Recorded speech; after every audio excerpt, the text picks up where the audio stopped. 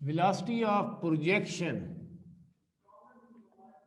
क्यों मालूम करनी है, जो क्या है, सिंपल हार्मोनिक ऑसिलेटर है, जो सिंपल हार्मोनिक मोशन परफॉर्म करता है।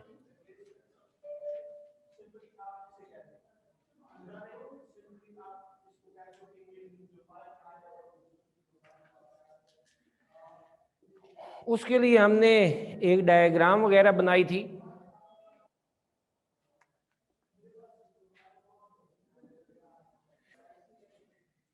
यहां पर हमारे पास एक पार्टिकल है P, उसका बिल्कुल नीचे इसके क्या है, यहां पर एक प्रोजेक्शन है Q। ये जो P है ये मूव कर रहा है सर्कल में। तो जब कोई बॉडी सर्कल में मूव करता है तो उसकी जो लीनियर वेलोसिटी है वो टेंजेंशियल होती है। टेंजेंट, ये पार्टिकल P जिस सर्कल में मूव कर रहा है उसका रेडियस है R। इस O से Q तक जो इसका डिस्प्लेसमेंट है दैट इज x। और Q जब P मूव करता है तो हमारे पास Q भी मूव करता है,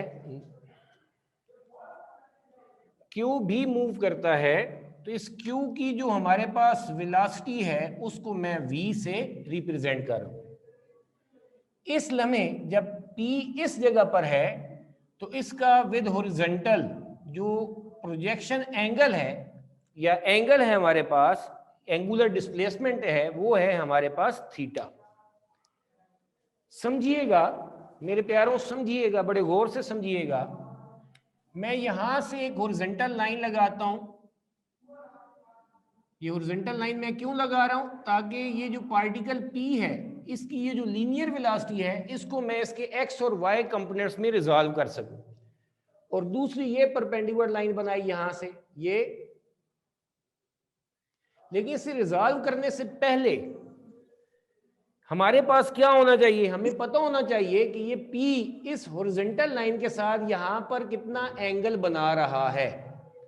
उसके लिए मैंने आप लोगों को बहुत डिटेल में एक बात समझाई थी। ये रेडियस है, ये टेंजेंट है। रेडियस और टेंजेंट हमेशा आपस में परपेंडिकुलर होते हैं। ठीक हो गया, ये रेडियस है, ये टेंजेंट है। इन दोनों के दरमियान ये एंगल कितना होना है, 90 डिग्री होना है। ठीक हो गया। फिर एक और मैं बात बनाऊं, ऐसे एक हॉरिजॉन्टल लाइन लगाऊं और इधर से एक हॉरिजॉन्टल लाइन लगाऊं। अब ये दोनों ब्लू लाइंस एक दूसरे के पैरेलल हैं। जितना एंगल यहां पर होना है उतना ही एंगल ये नीचे होना है। ये भी क्यों, क्योंकि ये दोनों कहलाते हैं अल्टरनेट एंगल्स। अल्टरनेट एंगल हमेशा क्या होते हैं, बराबर होते हैं। अगर ये 30 डिग्री है तो ये ऊपर भी इस जगह पर कितना होगा, 30 डिग्री। अब ये टोटल एंगल है 90, नीचे है 30, तो ये ऊपर वाला कितना होगा, 90 में से 30 माइनस करेंगे तो हमारे पास 60 बचेगा। सेम इसी बात को सामने रखें तो मेरा सोना यहां पे थीटा है तो इस जगह पर भी एंगल हमारे पास कितना है, थीटा है। और ये ऊपर एंगल हमारे पास कितना बनेगा, this will be equal to 90 minus theta. ये हमारे पास 90 माइनस थीटा होगा। अगर इस बात को सामने रखें तो आप लोगों को मैंने ये बताया है कि एंगल के ऑपोजिट, एंगल के, अहमद आपका कोई सवाल है? अहमद मंसूर आपका सवाल है कोई? चलें ठीक है, फिर म्यूट रखें अपनी आवाज अगर सवाल नहीं है तो। एंगल के ऑपोजिट ये VP का y कंपोनेंट बनेगा और एंगल और 90 डिग्री इससे एक साइड पर होते हैं वो VP का x कंपोनेंट बनेगा। कल ये भी हमने पढ़ा था कि ये VPX इसका पहला कंपोनेंट है, तो इसका हेड यहां पर, पहले के हेड के साथ ये दूसरे की टेल मिलेगी, तो फिर पहले वेक्टर की टेल से दूसरे के वेक्टर के हेड तक ये उसका रिजल्टेंट आ गया। तो ये देखो जब P इधर मूव कर रहा है, Q हमारे पास लेफ्ट साइड पर मूव करेगा, तो VPX और इस क्यू की जो वेलोसिटी होगी दोनों की डायरेक्शन सेम होगी।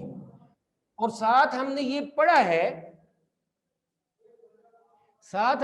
पढ़ा था कि क्यू की मोशन डिपेंड करती है पी की मोशन पे। तो इसका मतलब है क्यू की वेलोसिटी पी की वेलोसिटी के बराबर होगी, लेकिन पी की वेलोसिटी पूरी के बराबर ये नहीं हो सकती इसकी वेलोसिटी, क्योंकि वो सर्कल में और ये लाइन पर मूव कर रहा है वाइब्रेटरी मोशन।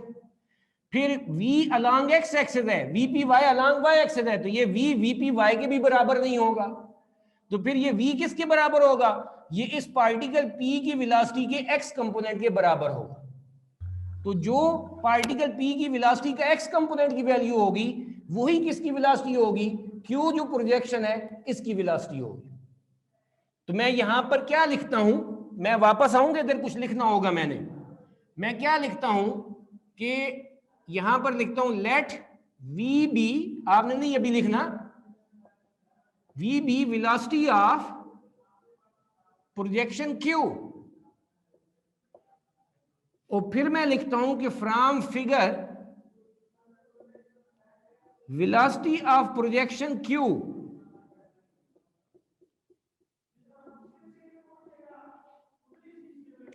इस क्यू की वेलोसिटी किसके बराबर होनी है? पहले मैं ऐसे दोबारा बोल रहा हूं, क्यू की मोशन किसकी मोशन पर डिपेंडेंट है? पी की मोशन पर डिपेंडेंट है। पी मूव करेगा तो क्यू मूव करेगा। लेकिन अगर मैं ये कहूं कि क्यू की वेलोसिटी क्या पार्टिकल पी की वेलोसिटी के बराबर है, तो वो मुमकिन ही नहीं है, क्योंकि ये वेलोसिटी अलोंग द लाइन है, अलोंग द एक्स एक्सिस है, जबकि वीपी टेंजेंशियल है और सर्कल में है, बराबर नहीं हो सकते। फिर वी की वेलोसिटी वीपी वाई इस वीपी के वाई कंपोनेंट के बराबर नहीं हो सकता। अगर Q along Y axis move कर रहा होता तो फिर वीपी वाई के बराबर लेते। तो क्यू की वेलोसिटी किसके बराबर होगी? इस पार्टिकल पी की वेलोसिटी के एक्स कंपोनेंट के, क्योंकि वीपी एक्स रिप्रेजेंट करता है हॉरिजॉन्टल लाइन को। तो क्यू की वेलोसिटी किसके बराबर होगी? X component of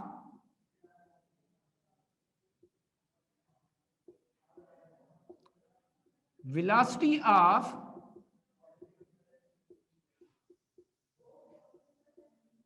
particle P, x component of velocity of particle P।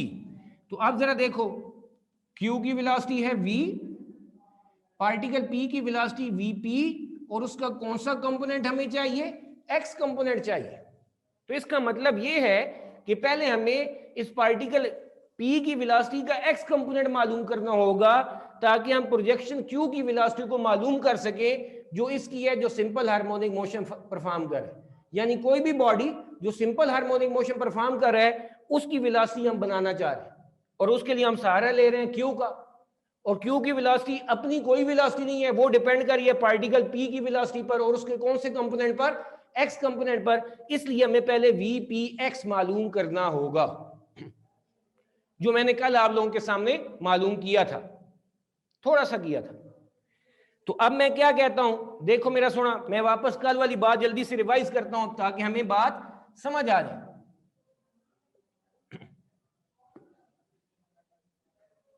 देखो मेरे प्यारों, मैंने क्या लिखा था कि लेट वीपी क्या है?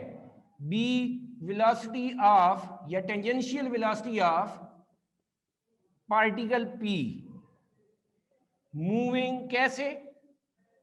विद यूनिफॉर्म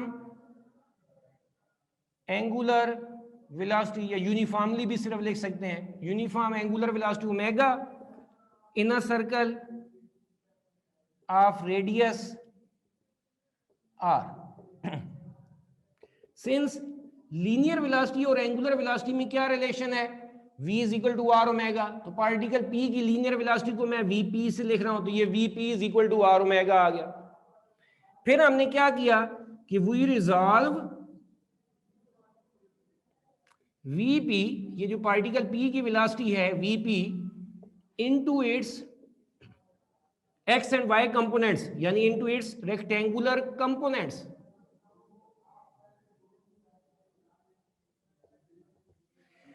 तो रेक्टेंगुलर कंपोनेंट्स जो है उसमें हमने रिजॉल्व करना है। तो वो मैंने कहा कि Vp के दो कंपोनेंट्स हैं, एक Vpx है, दूसरा Vpy है।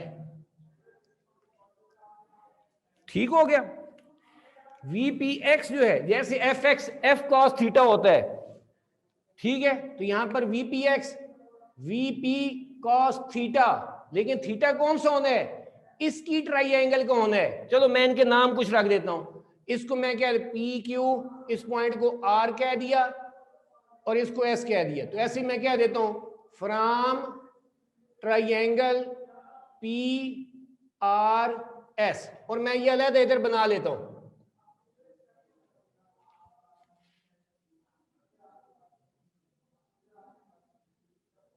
ये VP है, ये VPX है, ये ऊपर VPY है, और ये एंगल कितना है 90 माइनस थीटा है। तो VPX VP cos थीटा होना है, लेकिन थीटा इस ट्राइएंगल का होना है, और वो क्या है 90 माइनस थीटा। और आप लोगों को कल मैंने बताया था, जो ट्रिग्नोमेट्री मैथ के स्टूडेंट्स हैं उनको तो पता है, cos 90 माइनस थीटा ये किसके बराबर होता है, साइन थीटा के बराबर होता है, इन्वर्ट हो जाता है। और साइन 90 माइनस थीटा ये किसके बराबर होता है, cos थीटा के बराबर होता है। जो बायो के हैं उनको जरूरत ही नहीं है, उन्होंने तो याद ही करना है ना ट्रिग्नोमेट्री। वैसे 10th क्लास में यानी ट्रिग्नोमेट्री में ये बात पढ़ कर आए हुए हैं। एक फार्मूला है फर्स्ट ईयर में, दोनों फार्मूले अब जानते हैं, cos अल्फा माइनस बीटा, तो वो क्या होता है cos alpha cos beta plus sin alpha sin beta, उसमें वैल्यूज पुट करें आपके पास यही रिजल्ट आएगा। इस तरह से sin अल्फा माइनस बीटा का फार्मूला होता है sin alpha cos beta minus cos alpha sin beta, इसमें वैल्यूज पुट करोगे यही जवाब आएगा आपके पास। ठीक है, तो इसलिए आप लोगों को बायो वालों ने याद करना है और मैथ वालों के लिए कोई मसला नहीं है। तो ये जो cos माइनस थीटा है इसको मैं ऐसे लिख देता हूं, अब जरा देखना जरा, VPX VP cos 90 minus theta is equal to sine theta, इससे मैं इक्वेशन नंबर 1 कह देता हूं। एंड ये हमें एक्स्ट्रा कर रहे हैं लेकिन कर लें, बुक में है, VPY किसके बराबर हो जाएगा, VP साइन 90 माइनस थीटा, इस ट्राइंगल का थीटा, और VPY is equal to VP sine 90 minus theta किसके बराबर है, cos थीटा के बराबर है। ठीक है, फिर हमने ये कहा कि ये जब P मूव करता है तो साथ Q भी मूव करता है, Q की वेलोसिटी है V, और ये किसके बराबर है, पार्टिकल P की वेलोसिटी के x कंपोनेंट के बराबर है। ठीक हो गया। अब यहां पर देखो, इट एम्प्लाइज दैट कि प्रोजेक्शन Q की वेलोसिटी V किसके बराबर है, VPX, और VPX हमने यहां पर प्रूव किया है किसके बराबर है, VP साइन थीटा के बराबर है। तो मैं लिख देता हूं, put value of VPX from equation 1 in above equation 2। ठीक है, ये हमने वैल्यू पुट कर दी VPX की, that is equal to VP sine theta.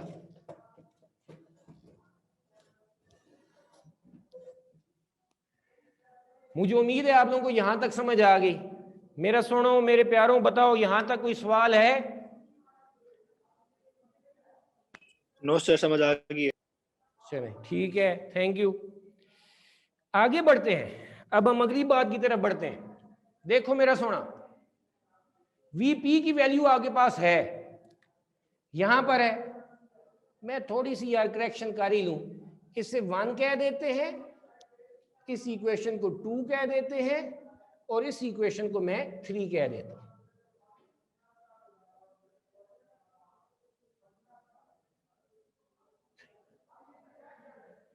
अब मैं VP की वैल्यू यहां पर पुट करूंगा, या पहले साइन थीटा की वैल्यू मालूम कर लेते हैं।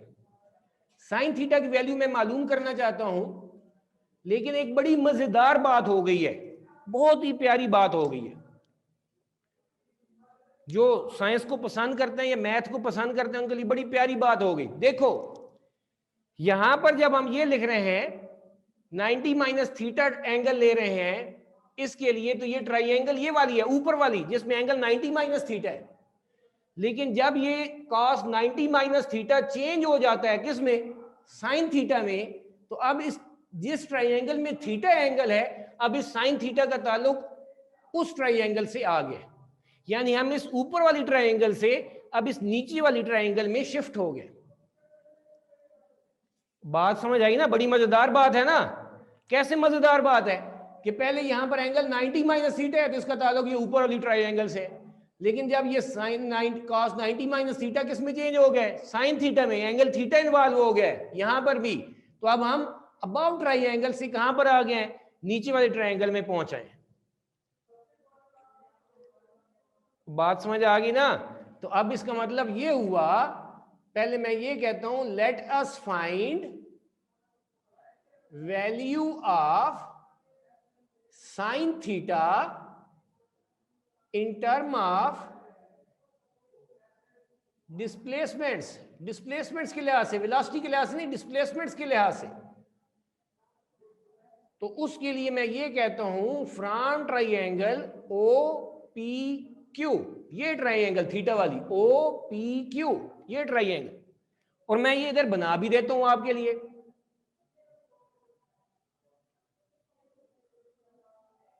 ओ P Q and this is theta.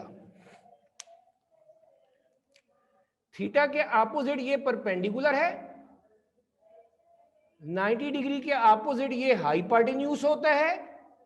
Theta और 90 डिग्री जिस एक साइड पर होते हैं दैट इज बेस। ओ से क्यू तक डिस्प्लेसमेंट है क्यू का from mean position X, this is X. O से पी तक ये हमारे पास क्या है? इस सर्कल का रेडियस है, दैट इज आर। क्लियर होगी बात?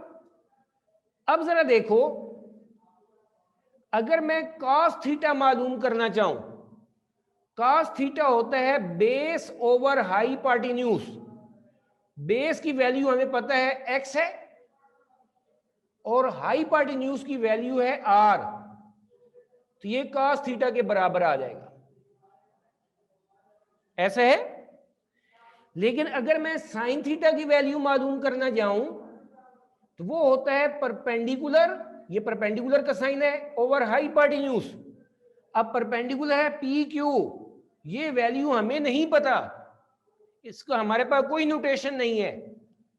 तो अब हमने साइन थीटा मालूम करना है और उसका परपेंडिकुलर ही ना पता हो, चलो हाइपोटेन्यूज की जगह पर मैं आर लिख लूंगा, लेकिन परपेंडिकुलर नहीं पता, तो हमें पहले वो मालूम करना चाहिए।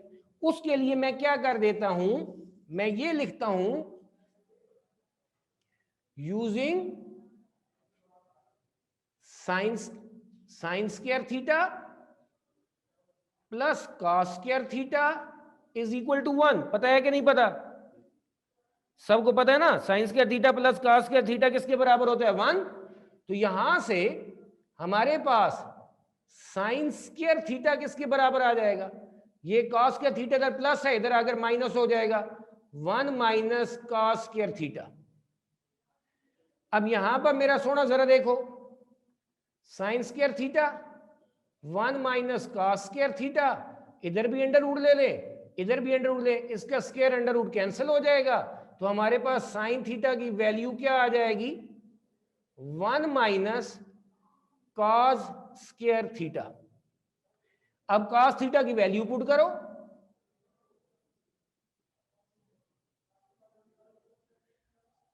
कॉस थीटा की वैल्यू हमने यहां पर ये मालूम की हुई है, और वो क्या है? बेस ओवर हाइपोटेन्यूज यानी x ओवर r, और ऊपर ये स्क्वायर है तो ये स्क्वायर आ जाएगा। तो यहां से मेरा सोना ये क्या बन गया? 1 minus x square theta over r square theta. LCM ले,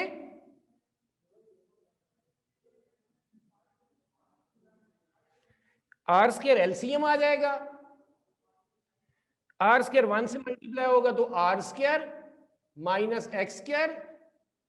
अब यहां पर जरा देखो साइन थीटा, ये जो है ऊपर R square minus x square theta ही रहेगा, लेकिन नीचे स्क्वायर और अंडर रूट कैंसिल, तो ये हमारे पास आ गया, ये साइन थीटा की वैल्यू आ गई। अब मैं क्या करता हूं, मैं ये करता हूं कि ये जो साइन थीटा की वैल्यू आई है ये इस इक्वेशन नंबर 4 में पुट कर देता हूं। This is equation 4, this is equation 5। तो मैं इक्वेशन 4 के अंदर साइन थीटा की वैल्यू भी पुट करूंगा और इक्वेशन नंबर 1 से मैं वीपी की वैल्यू भी पुट करूंगा। Put value of VP and sine theta in equation 4। Equation 4 के अंदर हम इन दोनों की वैल्यू पुट करते हैं। इक्वेशन 4 क्या है? प्रोजेक्शन क्यू की velocity v is equal to VP. VP किसके बराबर है मेरा सोना? ये लिखा हुआ है फ्रॉम इक्वेशन 1। वीपी किसके बराबर है? R omega. आगे क्या है? Sine theta. साइन थीटा की वैल्यू आ जाएगी और ये क्या आ जाएगी? R square minus x square divided by r. अब ये तो हमारे पास आर है और ये आर, ये कैंसिल हो जाएगा और ये हमारे पास प्रोजेक्शन क्यू की वेलोसिटी का फाइनल फार्मूला आ जाएगा। v is equal to omega r square minus x square. This is the result. This is equation 5। अब मैं जल्दी से आप लोगों को बताऊं वेयर v क्या है? Velocity of projection Q. Projection Q जो क्या है? सिंपल हार्मोनिक ऑसिलेटर है। और कौन सी है? इंस्टेंटेनियस वेलोसिटी है। किसी भी लम्हे उसकी जो वेलोसिटी है इंस्टेंटेनियस, किसी भी डिस्प्लेसमेंट पर। आगे x क्या है? इंस्टेंटेनियस डिस्प्लेसमेंट है। किसका? प्रोजेक्शन क्यू का। और r क्या है? सर्कल के लिहाज से रेडियस है। सर्कल के लिहाज से रेडियस है, लेकिन कल भी मैंने आप लोगों को बताया था। और ये क्यू मैक्सिमम कहां तक जा सकता है? या इस एक्सट्रीम पोजीशन तक आ सकता है, या ऐसे मूव करते करते यहां तक पहुंच सकता है। इस पॉइंट ए से इधर बी तक पहुंच सकता है। तो ओ से बी तक ये सर्कल का रेडियस ही है, लेकिन क्यू के लिहाज से ये उसका क्या है? मैक्सिमम डिस्प्लेसमेंट है, जिसे हम क्या कहते हैं? एम्पलीट्यूड कहते हैं। अब ये इक्वेशन क्यू के लिए है, इसलिए आर को मैं रेडियस नहीं लिखूंगा, आर को मैं क्या लिखूंगा? एम्पलीट्यूड लिखूंगा। एम्पलीट्यूड ऑफ क्यू यानी सिंपल हार्मोनिक ऑसिलेटर का एम्पलीट्यूड, उसका मैक्सिमम डिस्प्लेसमेंट। ये बात समझ में आ गई? तो ये हमारे पास रिजल्ट आ गया। टाइम अब बहुत नाजुक हो गया है, अभी मैं 2-4 मिनट ले लेता हूं। किसी को यहां पर ये जो डेरिवेशन की है इसमें किसी का कोई क्वेश्चन हो तो प्लीज पूछें अभी। Yes sir. सर ये sine theta is equal to r square minus x square over r square कैसा है सर ये? मैं दोबारा बता देता हूं। देखो मेरा सोना, यहां पर sign square theta plus cos square theta किसके बराबर है? 1 के सर। साइन स्क्वायर थीटा इधर ही रहा, ये कॉस स्क्वायर थीटा इधर प्लस है, इधर आकर क्या हो गया? माइनस, यानी sine square theta is equal to 1 minus cos square theta. Yes sir. मैंने इधर भी स्क्वायर रूट लिया, इधर भी स्क्वायर रूट लिया, इसका स्क्वायर और अंडर रूट कैंसिल हो गया, साइन थीटा रह गया और इधर क्या रह गया? 1 minus cos square theta under root. Clear? Yes sir. Yes sir. Cos theta को इधर जरा देखो, कॉस थीटा क्या है? Base over hypotenuse. Yes sir. Base क्या है? x, हाइपोटेन्यूज क्या है? r। Yes sir. Cos theta जहां पर है वहां पर मैं क्या लिख सकता हूं? x over r। Yes sir. ठीक है। अब ये cos स्क्वायर थीटा है, इसकी जगह पर लिख दिया x ओवर r, यहां पर ये लिख दिया x ओवर r, ऊपर क्या आ गया? स्क्वायर है तो ये स्क्वायर आ गया। Yes sir. अब इसको लिख दिया x square over r square. r square. LCM yes sir. r square minus x square, नीचे क्या आ जाएगा? r स्क्वायर, ये आ गया। Okay sir.